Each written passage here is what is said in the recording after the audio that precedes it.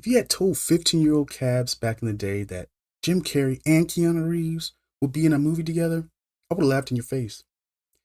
If you had told 15-year-old me that not only will Jim and Keanu be in a film together, they'll be in a Sonic Adventure 2 film together, I would have punched you in your face. And if you had told me that this film was one of the best films of the year, beating out a Disney movie, I would have died from joy. As I sit here writing this script at 3 a.m. in the morning, I'm filled with so much joy that I live to see this film. Is it the best film ever made? No. Is it the best film in the Sonic cinematic franchise? Well, that is debatable. What is important is that Sonic 3 is the first film this year that made me proud to be a grown-ass man and a grown-ass fan. Let's talk about it.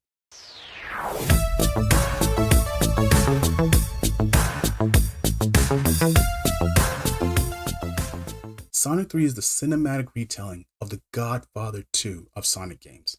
I'm talking about Sonic Adventure 2, where Sonic and the team encounter the first appearance of the ultimate life form called Shadow.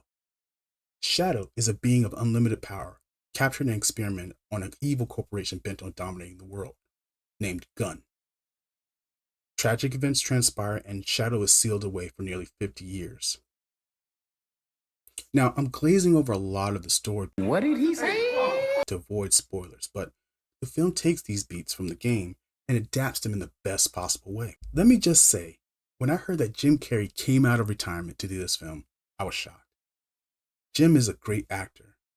Anyone who has seen The Truman Show or Eternal Sunshine of the Spotless Mind knows what type of range Jim is capable of. In this film, it feels like the audience is given a glimpse at Jim in his prime, who plays two characters, which are Dr. Ivo Robotnik, the main antagonist of Sonic, and Dr. Gerald Robotnik, the researcher who studied Shadow 50 years ago and is Ivo's granddad. Jim Carrey effortlessly chews the scenery and gives us glimpses of his raw talent and unlimited energy and wackiness. Towards the end of the movie, he also gives the audience glimpses of his acting range, and I almost teared up a bit, almost. Are you always lying? What can I say about Keanu Reeves that has not already been said? The man has been an icon in every decade since the 80s. He is always on time and on target, with not only the roles he chooses to portray, but also how earnest, talented, ageless, and unproblematic he is, despite the tragic history of his past life. When I heard his voice as Shadow, I was amazed, and how he sounded. Now, I gave my thoughts on an earlier video this year, but let me just say, Keanu is Shadow. He is someone who has always been a badass, but does not brag about it. He lets his actions speak for themselves. He's the ultimate foil to Sonic, and you can see in the film that if Sonic had been brought up without friends and family, he would more than likely turn into Shadow. In fact, there is one scene where Shadow calls out Sonic for being a hypocrite, and the film turns into one of the best displays of a live-action DBZ episode I have ever seen. Now, all the cast has done a great job in this film, from James Marsden and Tika Summers, who are back, by the way. And in this film, they're on screen just long enough for you to love them without getting in the way of Sonic, Tails, and Knuckles. Now, there's also a clever use of casting when Rachel, played by Maryland's finest, Natasha Rockwell, shows up on screen.